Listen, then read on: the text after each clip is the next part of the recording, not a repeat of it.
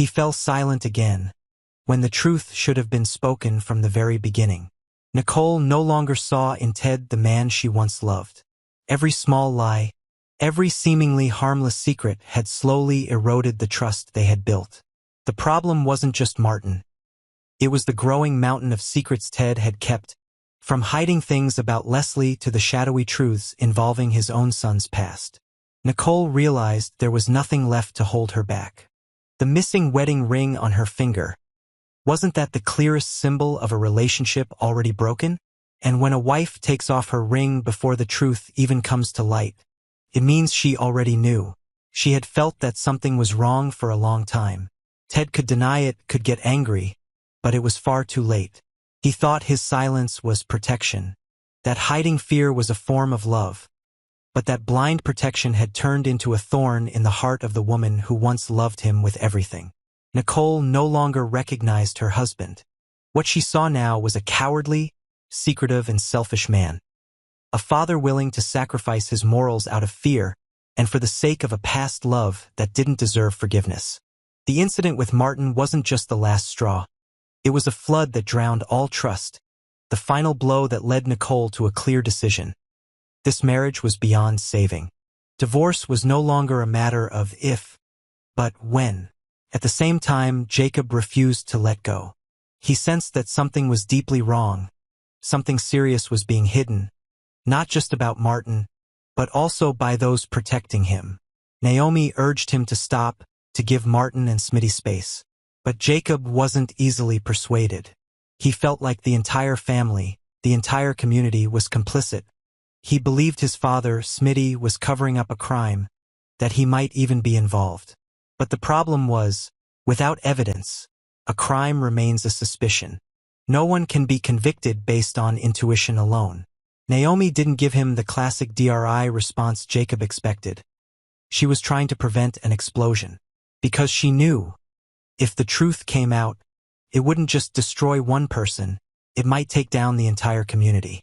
Meanwhile, Bill and Ted were spiraling. They knew that if Jacob kept digging, eventually he'd uncover the truth. They didn't want that to happen. Bill still believed that his father, Sheriff Hawthorne, could manage the situation, but deep down he feared Jacob was different. Jacob wouldn't let go. He was like a wounded animal that had caught the scent of blood. And once he wouldn't stop until he had it all. In another development, Chelsea was facing yet another lawsuit, this time over copyright. Though this seemed small compared to the storm quietly brewing beneath the surface, it was still a burden. She turned to Bill, her father, for help. Despite being overwhelmed with a flood of issues, family drama, lawsuits, Leslie, and a fake pregnant young bride, Bill still made time for his daughter. He suggested handing the case to Tomas, a young lawyer eager to prove himself. Bill knew he couldn't shoulder everything alone, especially with his health still fragile after the stroke. He needed to offload. Tomas might be the one to take that weight. Chelsea, while momentarily distracted from legal concerns, had no idea that the real storm still lay ahead. The truth about Martin, and the fact that her father, the man she trusted, was directly involved. She had always said their family had no secrets, that they were honest with each other. But the truth is, everyone has secrets. The only difference is how well and how long they're able to hide them. And when those secrets start to crack and shatter, they don't just destroy trust. They can destroy everything. Danny and Andre continued their dance in a relationship that was part flirtation, part test. Danny said Andre could do whatever he wanted. But she didn't really mean it. She was testing him, hoping he'd turn down that freedom and choose her instead. But Andre didn't flinch. He replied with a challenge. "I'll make you eat those words." Between them was a dangerous game. Whoever fell first lost.